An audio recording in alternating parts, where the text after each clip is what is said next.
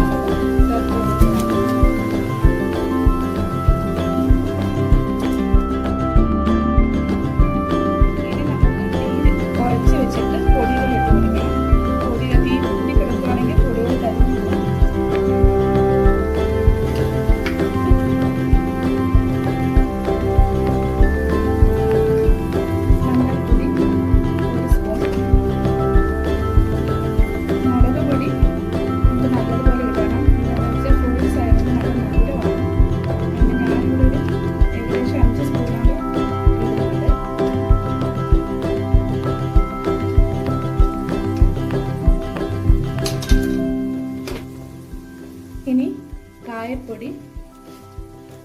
ഞാൻ ഈ ചട്ടി തീ ഓഫ് ആക്കി വെച്ച കേട്ടോ. ഈ ചട്ടിക്ക് നല്ല ചൂട് നിൽക്കുന്നതാണ്, അല്ലെങ്കിൽ പൊടി കരിഞ്ഞു പോകും. ഉലുവാപ്പൊടി 1 ടീസ്പൂൺ ഇട്ടിട്ടുണ്ട്. എല്ലാം കൂടെ മിക്സ് ചെയ്യാം. തീ ഓഫ് ആക്കി ഇട്ടേക്കുവാണ്.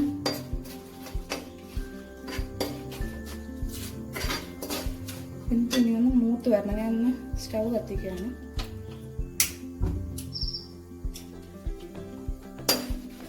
ചെറിയ തീയിൽ മൂപ്പിച്ചെടുക്കാം.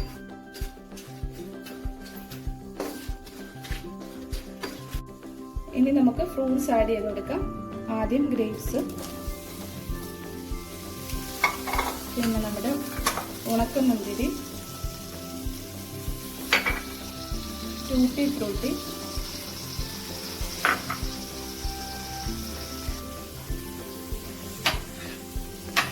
തണ്ണിമത്തൻ,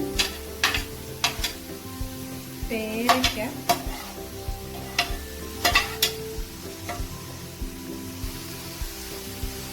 കൈതച്ചക്ക.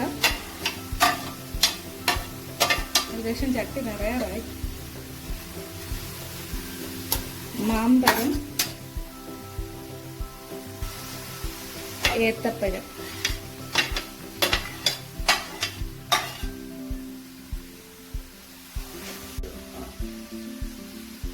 ഉപ്പ് ആവശ്യത്തിന്.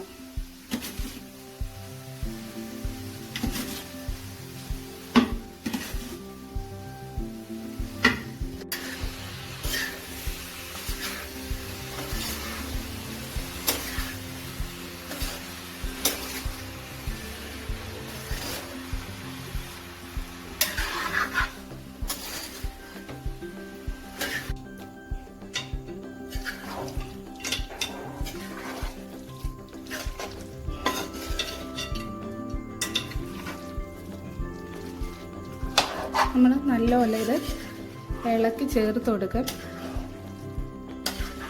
ഞാൻ തീ ഓഫ് ആക്കിയിട്ടുണ്ട്. ഫ്രൂട്ട്സ് വെന്ത് പോവരുത്, അതുകൊണ്ട് തീ ഓഫാക്കി. കുറച്ച് ഉപ്പ് കൂടി ചേർത്ത് കൊടുക്കാം. ചെറുതായിട്ട് കുറവുള്ളതായിട്ട് എനിക്ക് ഫീൽ ചെയ്തു. ഇനി നമുക്കിതിലേക്ക് കുറച്ച് വിനാഗിരി ഒഴിച്ച് ചേർക്കണം. 2 സ്പൂൺ വിനാഗിരി ഒഴിച്ചു കൊടുക്കാം.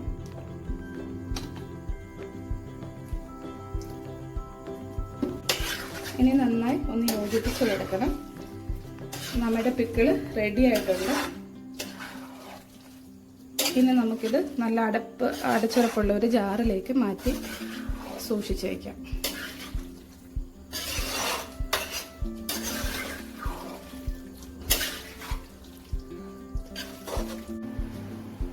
അങ്ങനെ നമ്മുടെ അച്ചാർ ഒരു പാത്രത്തിലേക്ക് മാറ്റിയിട്ടുണ്ട്. നിങ്ങളുടെ കയ്യിൽ ഈന്തപ്പഴം ഉണ്ടെന്നുണ്ടെങ്കിൽ അതുകൂടി ഇതിനകത്ത് ചേർക്കുകയാണെങ്കിൽ ഒരു പ്രത്യേക ടേസ്റ്റ് ആയിരിക്കും. ഇതിലൊക്കെ കുറച്ചും കൂടെ മധുരവും കാര്യങ്ങളും എല്ലാം ഈന്തപ്പഴം ഉണ്ടെങ്കിൽ കൂടുതലായിട്ട് വരും. അങ്ങനെ നമ്മുടെ സ്വാദിഷ്ടമായ അച്ചാർ റെഡിയാണ്. 2 ദിവസം കൂടെ ഇരിക്കണം, ഇതിൻ്റെ മധുരമൊക്കെ ഒന്ന് ഇറങ്ങി നല്ല ടേസ്റ്റ് ആവാൻ. അങ്ങനെ നിങ്ങൾ സ്റ്റോർ ചെയ്ത് വെച്ചിരുന്ന അതായിരിക്കും ഏറ്റവും നല്ലത്. ഒരാഴ്ച കഴിഞ്ഞെടുത്താൽ അതിൻ്റെ കറക്റ്റ് ഫ്ലേവേഴ്സ് ഇറങ്ങി നല്ല ടേസ്റ്റായിട്ടുള്ള അച്ചാർ കഴിക്കാം.